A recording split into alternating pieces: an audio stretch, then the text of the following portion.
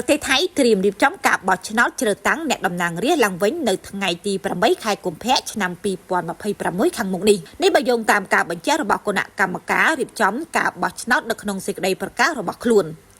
បើដូច្នេះមែនវាជាគម្រោងរៀបចំការបោះឆ្នោតដែលឆាប់រហ័សជាងការរំពឹងទុកព្រោះនាយករដ្ឋមន្ត្រីថៃលោកអនុទិននៅសុកស្រាប់តែស្នើសុំរំលាយសភាតែម្ដងប្រភពខ្លះបានបង្ហាញឲ្យដឹងថាការសម្រេចចិត្តរំលាយសភាព្រោះអនុទិនមើលក្រឡាទៅហាក់ដូចជាមិនអាចអង្គុយកៅអី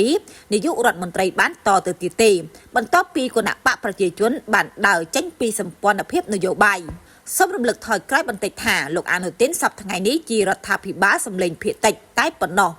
គាត់អាចឡើងកាន់អំណាចបានដោយទទួលបានសម្លេងគ្រប់គ្រាន់ពីសភាក៏ដោយសារតែការបោះឆ្នោតគ្រប់គ្រងពីអ្នកតំណាងរាស្ត្ររបស់គណៈបកប្រជាជនប្រជារាស្ត្រថៃនឹងបោះឆ្នោតជ្រើសរើសអ្នកតំណាងរាស្ត្រចំនួន500នាក់ដើម្បីធ្វើជាតំណាងរបស់ខ្លួនក្នុងនោះ400នាក់បោះឆ្នោតជ្រើសរើសនៅតាមមណ្ឌលដែលខ្លួនឈរឈ្មោះចំណែក100នាក់ទៀតបានមកពីការបែងចែកកូតាទៅតាមចំនួនអាសនៈដែលគណៈបកនីមួយៗទទួលបានបកណាបានសន្លឹកឆ្នោតច្រើនជាងគេនិងទទួលបានអ្នកតំណាងរាស្ត្រនៅក្នុងចំណោម100រូបនោះច្រើនជាងគេយោងតាមច្បាប់ស្តីពីការបោះឆ្នោតនៅប្រទេសថៃ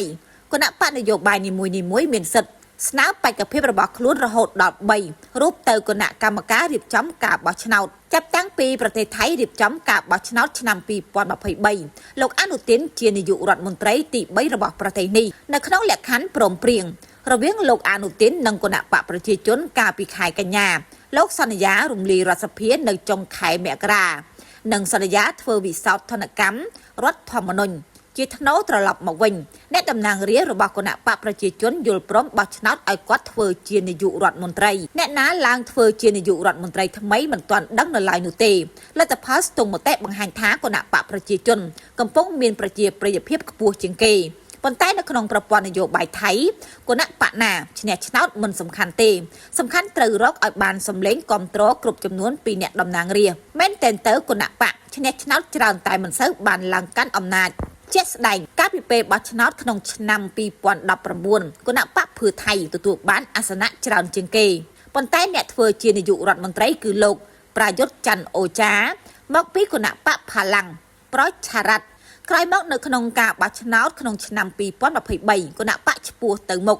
ដែលត្រូវបានរំលាយហើយអ្នកតំណាងរាស្ត្ររបស់គណៈបកនេះមកជ្រកក្រោមគណៈបកប្រជាជនទទួលបានអាសនៈច្រើនជាងគេប៉ុន្តែអ្នកធ្វើជានាយករដ្ឋមន្ត្រីគឺបេក្ខភាពរបស់គណៈបកភឿថៃនេះបើយោងតាមការផ្សាយរបស់ Reuters និងប្រភពដទៃទៀតចា៎ឃើញថាប្រទេសថៃត្រៀមនឹងរៀបចំការបោះឆ្នោតជ្រើសតាំងអ្នកតំណាងរាស្ត្រឡើងវិញនៅក្នុងថ្ងៃទី8ខែកុម្ភៈឆ្នាំ